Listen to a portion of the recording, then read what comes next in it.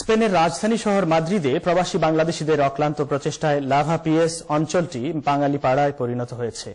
শ্রম, সততা আর আত্মবিশ্বাসকে পুঁজি করেই মূলত প্রবাসীরা ব্যবসা ক্ষেত্রে অর্জন করেছেন সাফল্য। বাঙালি পাড়া লাভা পিএস নিয়ে আমাদের স্পেন প্রতিনিধি সাহাদুল সুহেদের 2 পর্বের ধারাবাহিক রিপোর্টের আজ দেখুন শেষ পর্ব। স্পেনের রাজধানী মাদ্রিদের 0 পয়েন্ট সোল থেকে লাভা পিএস খুব নিকটেই, আর তাই ব্যবসা বাণিজ্যের ভালো একটা ক্ষেত্র হয়ে ওঠে এ অঞ্চলটি। ব্যবসা বাণিজ্যের ক্ষেত্রকে কাজে লাগাতেই বাংলাদেশিরা ভিড়তে থাকেন লাভা পিএসে। বাংলাদেশিরা এখানে যখন আসে তখন কিন্তু বাংলাদেশিরা ওই হোলসেল মার্কেট থেকে অনেক সময় মালটাল কিনে বিভিন্ন জায়গায় গিয়ে বিক্রি টিক্রি করতো। যেহেতু ওইখানে দোকানপাট, ওইখানে আস্তে আস্তে মানুষ বাসা নিয়ে ওইখানে থাকা শুরু করে। লাভা পিএস ও এর আশেপাশে গড়ে উঠেছে প্রায় 26টি ইন্ডিয়ান রেস্টুরেন্ট, যার সবগুলোই বাংলাদেশি মালিকানাধীন। এখানে ইন্ডিয়ান রেস্টুরেন্টের খাবারের চাহিদা যথেষ্ট।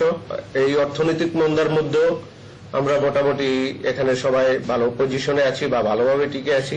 রয়েছে বাংলাদেশিদের গার্মেন্টস ও ইলেকট্রনিক সামগ্রীর খুচরা ও পাইকারি বিক্রির দোকান। চীন এবং ভারত থেকে গার্মেন্টস সহ বিভিন্ন সামগ্রী আমদানি করলেও বাংলাদেশ থেকে এখানকার ব্যবসায়ীরা তুলনামূলক ওইসব পণ্য আমদানি করে থাকেন কম।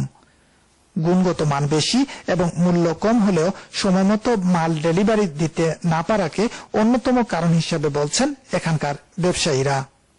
আমরা এখানে অনেক পার্টি স্প্যানিশ বড় বড় কোম্পানি বাংলাদেশে নিয়ে গেছি। তারা প্রথম বছর কাজ করছে, কাজ করতে যেই তারা দেখছে অনেক সমস্যা। আমাদের সবচেয়ে বড় সমস্যা, আমাদের সময় মেনটেন করতে পারে না।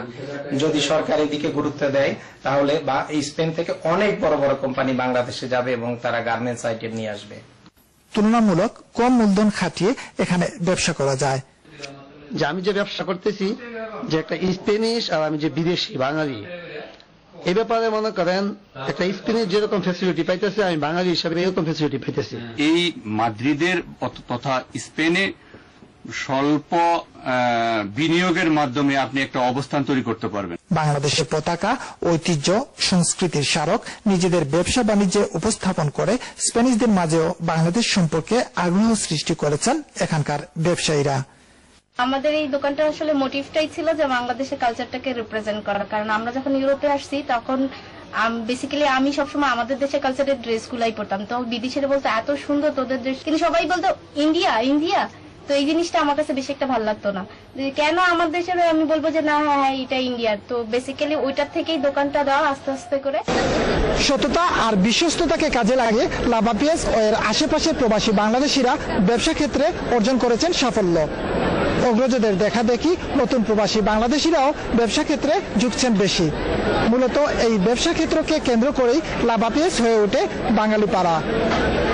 স্পেনের মাদ্রিদ থেকে সাহাদুল সুহেদ, চ্যানেল আই।